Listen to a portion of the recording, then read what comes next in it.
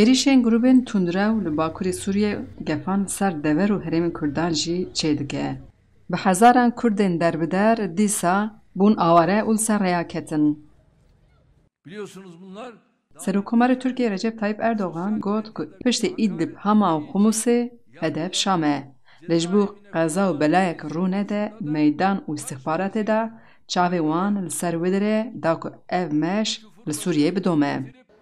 Ew rewş li Amedê jî dibe sedema nerazîbûnan. Rêxistinên sivîl û partiyên siyasî dijî êrişa daxuyanî didin. Gelek rûniştvanên bajêr jî di wê baweriyê dane ku ev êriş bi piştgiriya Tirkiyeyê çêdibe. Serê xwe tiştê ku nikarin bikin, bi sernavê çeteyan van tişta didin meşandinê, şerekî qirêj dîsa dest pê kire. Mixabin li ser gelê Kurd her dem van şer û van pevçûna çêdibin. Halkı Diyarbakır kam sebebi yani hatiye nokta patlama noktası ki ticariye ama baskı zulümle seripre girtunu bin çab kirinu iskence u verhasıl jiber viyahin ki yalnız dîsa gerem seri xwe netewînin gerem em hevin. Dayikên aştê jî hefta borê li 22 bajaran li dijî êrişên Heteşê daxuyaniyeka hevpardan. Parlamentera Amedê ya Dem Partiyê Halide Türkoğlu jî di vê daxuyaniyê de amade bû û destnîşan kir ew grûpên tundrew ji xesp û qetlîamê pêştir tiştekî nizanin. Wê îdia kir desthilatiya Tirkiyeyê ji ber dijminatiya Kurdan piştgiriya van çeteyan talan û qetlîaman dike. Partiyên cuda ên Kurd di vê rewşa aloz de dixwazin ku Kurd bibin yek. Rêvebirê Partiya Hakparê daxuyakirin ji bo Kurdan rojava çi bi destê wan were ew amade ne ku bibin alîkar.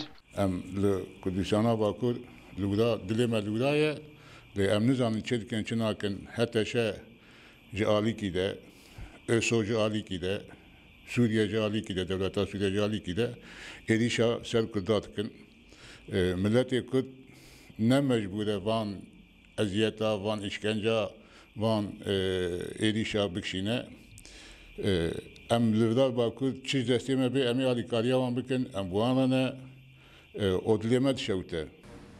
Rêvebirê Partiya Welatparêzên Kurd Jano Amedê jî anî ziman hemî partiyên Kurd divê bi hişmendiyeka neteweyî tev bigerin.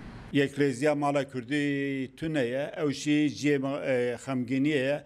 Em hêvî dikin hêzên me li wê derê, partiyên me li wê derê bi hişmendiyekî netewî tev bigerin, zûtirî vegerin ser fikra netewî û nav xwe da li wê derê ji bo statûyê îradeyekî, temsîliyekî yekrêziyê ava bikin. Erdogan sêzê mehê de bang li Esad kiribû ku bi hevra paşeroja Sûriyeyê ava bikin. Lê Serokkomarê Sûriyê bersiveka erênî nedabû. Xecî Can Farqîn, Deng Amerîka, Amed.